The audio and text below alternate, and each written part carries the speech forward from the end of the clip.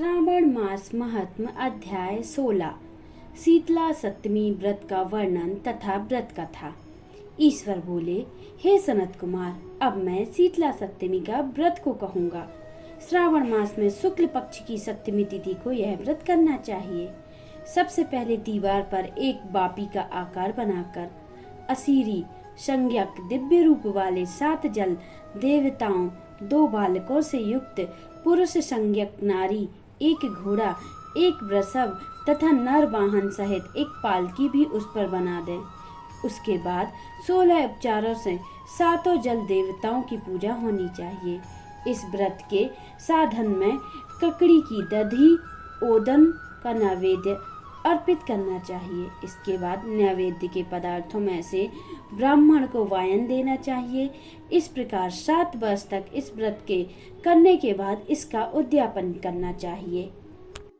इस व्रत में प्रत्येक वर्ष 7 सुवासिनियों को भोजन कराना चाहिए। जल देवताओं की प्रतिमाएं एक स्वर्ण पात्र में रखकर बालकों सहित एक दिन पहले सायंकाल में भक्ति पूर्वक उनकी पूजा करनी चाहिए। प्रातः काल पहले ग्रह होम करके देवताओं के निमित्त चरु से होम करना चाहिए। जिसने पहले इस व्रत को किया और उससे जो फल प्राप्त हुआ उसे आप सुनिए। सौराष्ट्र देश में शोभन नामक एक नगर था। उसमें सभी धर्मों के प्रति निष्ठा रखने वाला एक साहूकार रहता था। उसने जल रहित एक अत्यंत निर्जल वन में बहुत पैसा खर्च करके शुभ तथा मनोहर सीढ़ियों से युक्त पशुओं को जल पिलाने के लिए सरलता से उतरने चढ़ने योग्य दृढ़ पत्थरों से बंधी हुई तथा लंबे समय तक टिकने वाली एक बावली बनवाई। उस बावली के चारों ओर थके राहगीरों के विश्राम के लिए अनेक प्रकार के वृक्षों से शोभायमान एक बाग ललायवान लगवाया। लेकिन वह बावली सूख रह गई और उसमें एक बूंद भी पानी नहीं आया। साहूकार सोचने लगा कि मेरा प्रयास व्यर्थ धन भी गया और खर्च भी हुआ। इसी चिंता का विचार करते हुए वह साहूकार रात में ही सो गया। तब रात्रि में उसके स्वप्न में जल देवता आए और उन्होंने कहा, हे धनद, जल के आने का उपाय तुम सुनो। यदि तुम हम लोगों के लिए आदर पूर्वक अपने पौत्र की बलि दो तो उसी समय तुम्हारी यह बावली जल से भर जाएगी। यह सपना देख साहूकार ने सुबह अपने पुत्र को बताया। उसके पुत्र का नाम द्रवण था और वह भी धर्म कार्य में आस्था रखने वाला था। वह कहने लगा, आप मुझ जैसे पुत्र के पिता हैं। यह धर्म का कार्य है, इसमें आपको ज्यादा विचार नहीं करना चाहिए। यह धर्म ही है जो स्थिर रहेगा और पुत्र आदि सब नश्वर है। अल्प मूल्य में महान वस्तु प्राप्त हो रही है, अतः यह कार्य अति दुर्लभ है। इसमें लाभ ही लाभ है। सितांशु और चांडांशु ये मेरे 2 पुत्र हैं। इनमें से सितांशु नामक जो ज्येष्ठ पुत्र है उसकी बलि बिना कुछ विचार किए आप दे दें। लेकिन पिताजी, घर की स्त्रियों को यह रहस्य कभी नहीं बताना। और उसका उपाय ये है, यह इस समय मेरी पत्नी गर्भ से है और उसका प्रसव काल भी निकट है, जिसके लिए वह अपने पिता के घर जाने वाली है। छोटा पुत्र भी उसके साथ जाएगा। हे तात, उस समय यह कार्य निर्वश्य संपन्न हो जाएगा। पुत्र की यह बात सुनकर पिता उस समय अत्यधिक प्रसन्न हुए और बोले, हे पुत्र, तुम धन्य हो और मैं भी धन्य हूँ जो तुम जैसे पुत्र का पिता बना। इस बीच सुशीला के घर से उसके पिता का बुलावा आ गया। वह जाने लगी तब उसने अपने ससुर तथा पति से कहा कि यह ज्येष्ठ पुत्र हमारे पास ही रहेगा, तुम इस छोटे पुत्र को ले जाओ। इस समय ऐसा नहीं किया। उसके चले जाने के बाद पिता पुत्र ने उस बालक के शरीर में तेल का लेपन किया और अच्छे प्रकार स्नान कराकर सुंदर वस्त्र व आभूषणों से अलंकृत कर पूर्वाषाढ़ा तथा शतभिरा नक्षत्र में उसे प्रसन्नता पूर्वक बावली के तट पर खड़ा किया और कहा कि बावली के जल देवता इस बालक के बलिदान से आप प्रसन्न हो। उसी समय वह बावली अमृत तुल्य जल से भर गई। वे दोनों पिता पुत्र शोक व हर्ष से युक्त होकर घर की ओर चले गए। सुशीला ने अपने घर में तीसरे पुत्र को जन्म दिया और 3 महीने बाद अपने घर जाने निकल पड़ी। मार्ग में आते समय वह बावली के पास पहुंची और उस बावली को जल से भरा हुआ देख तो वह बहुत ही आश्चर्य में पड़ गई। उसने उस बावली में स्नान किया और कहने लगी कि मेरे ससुर का परिश्रम व धन का व्यय सफल हुआ।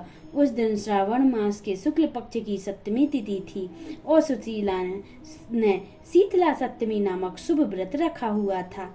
उसने वहीं पर चावल पकाए और दही भी ले आई। इसके बाद जल देवता का विधिवत पूजन करके दही भात तथा ककड़ी फल का नैवेद्य अर्पण किया तथा ब्राह्मणों को वायन देकर साथ के लोगों के साथ मिलकर उसी नैवेद्य अन्न का भोजन किया। उस स्थान से सुशीला का ग्राम 1 योजन की दूरी पर स्थित था। कुछ समय बाद वह सुंदर पालकी में बैठकर दोनों पुत्रों के साथ वहां से चल पड़ी। वे जल देवता कहने लगे कि हमें इसका पुत्र जीवित करके इसे वापस करना चाहिए, क्योंकि इसने हमारा व्रत किया है। साथ ही यह उत्तम व्रत रखने वाली स्त्री भी है। इस व्रत के प्रभाव से इसे नूतन पुत्र देना चाहिए। पहले उत्पन्न पुत्र को यदि हम ग्रहण किए रह गए तो हमारी प्रसन्नता का फल भी क्या। आपस में ऐसा कहकर उन दयालु देवताओं ने बावली में से उसके पुत्र को बाहर निकालकर माता को दिखा दिया और फिर उसे विदा किया। बाहर निकलकर वह पुत्र माता माता पुकारता हुआ अपनी माता के पीछे दौड़ पड़ा। अपने पुत्र का शब्द सुनकर उसने पीछे मुड़कर देखा। वहां अपने पुत्र को देखकर वह मन ही मन चकित हो गई। उसने अपनी गोद में बिठाकर उसने उसका माथा चूमा, किंतु यह डर गया। यह विचार से उसके पुत्र से कुछ नहीं पूछा। वह अपने मन में सोचने लगी कि यदि इसे चोर उठा ले गए हैं तो इसके आभूषणों से युक्त यह कैसे हो सकता है। यदि पिशाचों ने इसे पकड़ लिया तो दोबारा छोड़ क्यों दिया। घर में संबंधी जन तो चिंता के समुद्र में डूब गए होंगे। इस प्रकार सुशीला सोचती हुई वह अपने नगर की ओर बढ़ चली।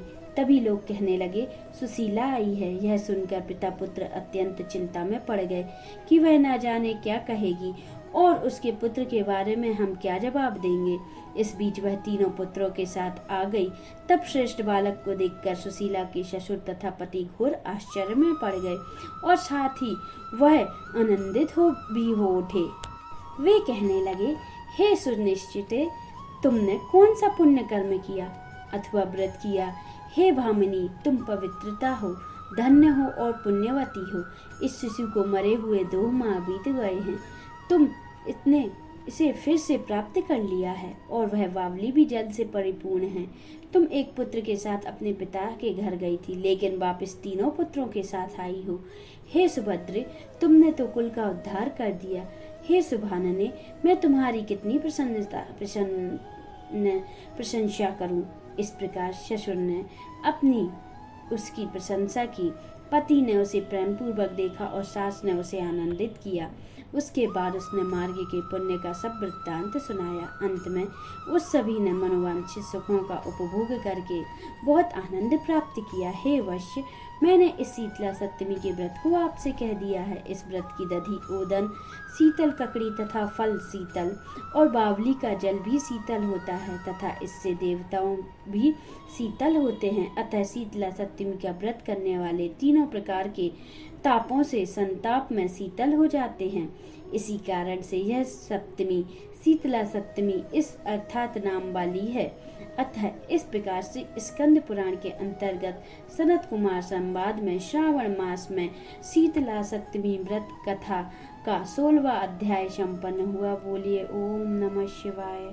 अगर आपने अभी तक हमारे चैनल को सब्सक्राइब नहीं किया है तो जल्दी से आप सब्सक्राइब कर लें, जिससे आने वाले वीडियो आपको जल्दी मिलते जाएं और नोटिफिकेशन बेल आइकन को प्रेस करें, जिससे आपको हमारे वीडियो का नोटिफिकेशन मिलता रहे।